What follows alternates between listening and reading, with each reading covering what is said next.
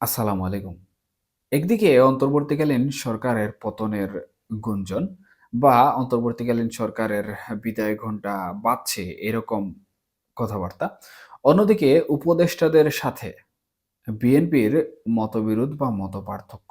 অন্যদিকে জাতীয় নির্বাচন নিয়ে দেশের রাজনৈতিক অঙ্গনে অন্তর্বর্তীকালীন সরকারের ব্যর্থতা এবং তার উপরে যেই রাজনৈতিক দলটি সদ্য পতন হয়েছে অর্থাৎ বাংলাদেশ আওয়ামী লীগ, তাদের বিভিন্ন প্রেক্ষাপট থেকে জনমত জরিপে তাদের অবস্থান বা তাদের জনমত যেভাবে হুড়হুড় করে বাড়ছে, তাতে সাধারণত বাংলাদেশে বা বাংলাদেশের রাজনৈতিক পরিস্থিতি যেটি রয়েছে, সামাজিক পরিবেশ যেটি রয়েছে, সেটিতে কিন্তু তুমুল আলোচনা এবং সমালোচনা হচ্ছে। এখন দেখুন অন্তর্বর্তীকালীন সরকার প্রকৃতপক্ষে তাদের যে বিদায় ঘণ্টা বেজেছে কিনা এটি আসলে কিভাবে বোঝা যাবে? বা এই নিয়ে যে প্রশ্নটি উঠছে সেটি প্রকৃতপক্ষে কতটুকু সঠিক? দেখুন অন্তর্বর্তীকালীন সরকার তাদের যে সকল কর্মকাণ্ড তারা এখন পালন করছে, এই কর্মকাণ্ডগুলোর মধ্যে কিন্তু তারা বিভিন্নভাবে নানা ধরনের বিতর্ক সৃষ্টি করছে।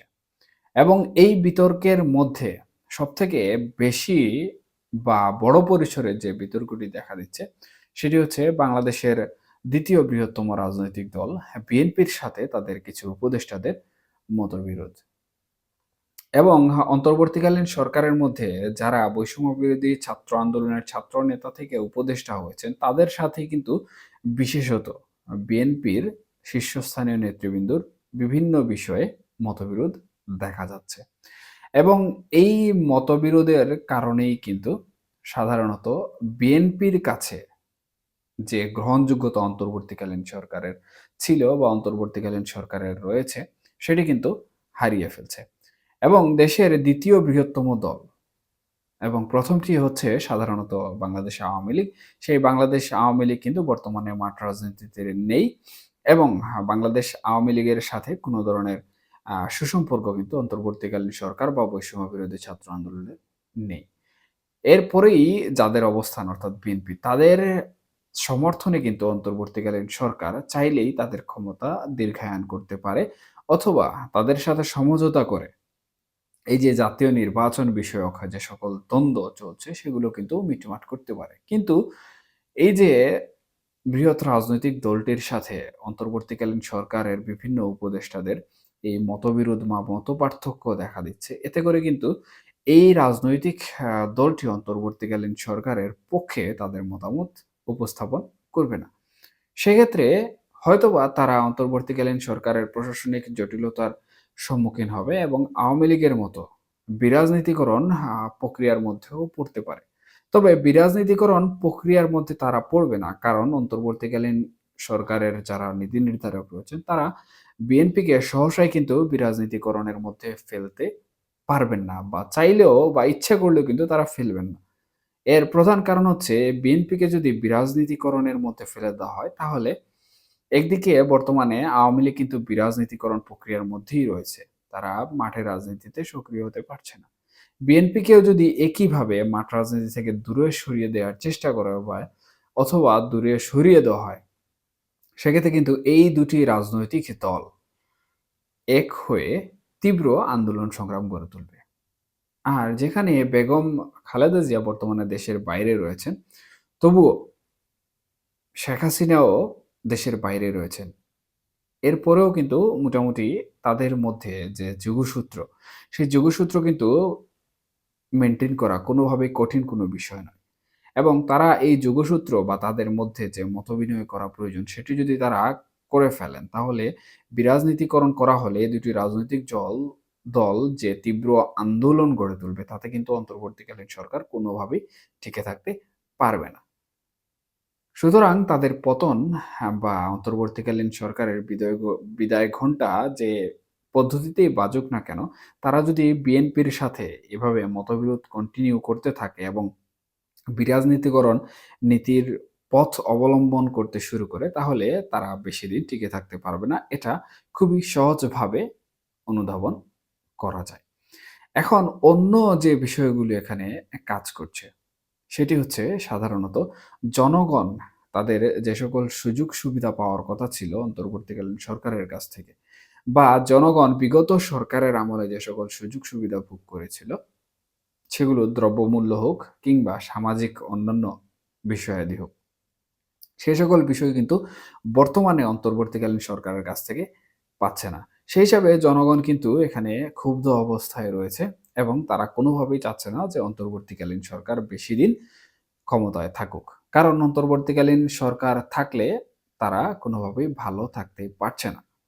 এবং বিশেষ করে সাধারণ জনগণ যারা রয়েছেন তারা নিত্য প্রয়োজনীয় দ্রব্য সামগ্রী কিনতেও কিন্তু অনেকটাই হিমশিম খাচ্ছেন। সেই হিসাবে তারা চাচ্ছেন না যে অন্তর্বর্তীকালীন সরকার বেশিদিন থাকুক। বরঞ্চ তারা এটি চাচ্ছেন যে একটি জাতীয় নির্বাচন অনুষ্ঠিত হোক এবং জাতীয় নির্বাচনের মাধ্যমে একটি জাতীয় সরকার গঠিত হোক। সেই হিসাবে সাধারণ জনগণ অনেক ক্ষেত্রেই কিন্তু আওয়ামী লীগের পক্ষে তাদের যে তুলনা রয়েছে, সেই তুলনার মাধ্যমে কিন্তু আওয়ামী লীগের পক্ষে মতামত দিচ্ছেন। এখানে আওয়ামী লীগের জনমতের পাল্লা কমার থেকে বেড়ে যাচ্ছে। এছাড়াও জাতীয় নির্বাচন বিষয় এবং সংস্কার কমিশন বিষয়ে যে অন্তর্বর্তীকালীন সরকারের ব্যর্থতাগুলো দেখা দিচ্ছে, এই ব্যর্থতার আলোকে কিন্তু জনগণ থেকে শুরু করে রাজনৈতিক দলগুলো কিন্তু বিভিন্নভাবে তাদের উপর ক্ষুব্ধ। কারণ অন্তর্বর্তীকালীন সরকার যে সকল সংস্কারের কথাবার্তা বলছে, সেই সকল সংস্কার বা সংস্কার কমিশন যে সকল প্রস্তাবগুলো দিচ্ছে অন্তর্বর্তীকালীন সরকারের কাছে, সেগুলো বাংলাদেশের প্রেক্ষাপটে বাস্তবে পরিণত করা কিন্তু খুবই কঠিন এবং রাজনৈতিকভাবে এই সকল পরিবর্তন অনেক সময় সাপেক্ষ। কিন্তু বাংলাদেশের রাজনীতির যে প্রেক্ষাপট বর্তমানে রয়েছে এবং জনগণ যেভাবে অন্তর্বর্তীকালীন সরকারের প্রতি বিরূপ মনোভাব প্রকাশ করছেন, সেক্ষেত্রে কিন্তু অন্তর্বর্তীকালীন সরকার তাদের ক্ষমতা দীর্ঘায়ন করতে সক্ষম হবে না কোনোভাবেই।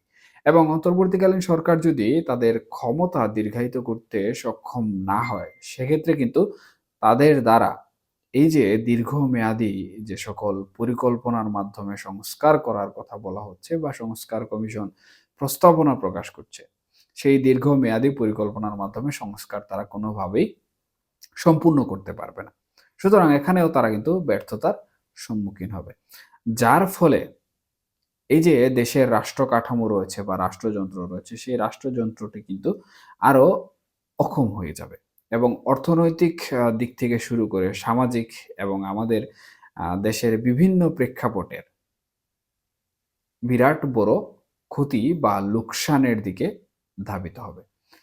সুতরাং আমরাও যদি এই সব বিষয় চিন্তা করি, সব বিষয় চিন্তা করে যদি একসাথে করি এবং তার ফলাফল নিয়ে আলোচনা করি, তাহলে ফলাফল একটি জায়গাতেই এসে কিন্তু আটকে যায়। সেটি হচ্ছে অন্তর্বর্তীকালীন সরকারের ক্ষমতা ত্যাগ করা এবং সংবিধানের যে সংশোধনীর খসড়াটি দেওয়া হয়েছে, সেখানে তত্ত্বাবধায়ক সরকারের একটি কথা বলা হয়েছে। অন্তর্বর্তীকালীন সরকার তাদের যে ক্ষমতা রয়েছে, সেই ক্ষমতা ত্যাগ করে বা অন্তর্বর্তীকালীন সরকার সসম্মানে বিদায় নিয়ে তত্ত্বাবধায়ক সরকারের মাধ্যমে একটি সুষ্ঠু নির্বাচনের ব্যবস্থা করবে এবং যে সংস্কারগুলো প্রস্তাবনা এসেছে, সেই সংস্কারগুলো সাধারণত জাতীয় নির্বাচনের পরে যে জাতীয় সরকার আসবে, সেই জাতীয় সরকার যদি করে, তাহলে জনগণ এখানে সবথেকে বেশি উপকৃত হবে। এবং জনগণের যে বিষয়টি রয়েছে বা জনগণ তাদের যে জনমত প্রকাশ করছে বর্তমানে, বিশেষ করে তুলনামূলক যে বিশ্লেষণ রয়েছে বা তুলনামূলক যে বাছবিচার রয়েছে, সেক্ষেত্রে আওয়ামী লীগের পক্ষে তাদের যে জনমত প্রকাশ করছে, সেই জনমত যদি আওয়ামী লীগ ধরে রাখতে পারে, তাহলে হয়তোবা জাতীয় নির্বাচনে আওয়ামী লীগের অনেক দিক থেকেই লাভবান হওয়ার সম্ভাবনা রয়েছে।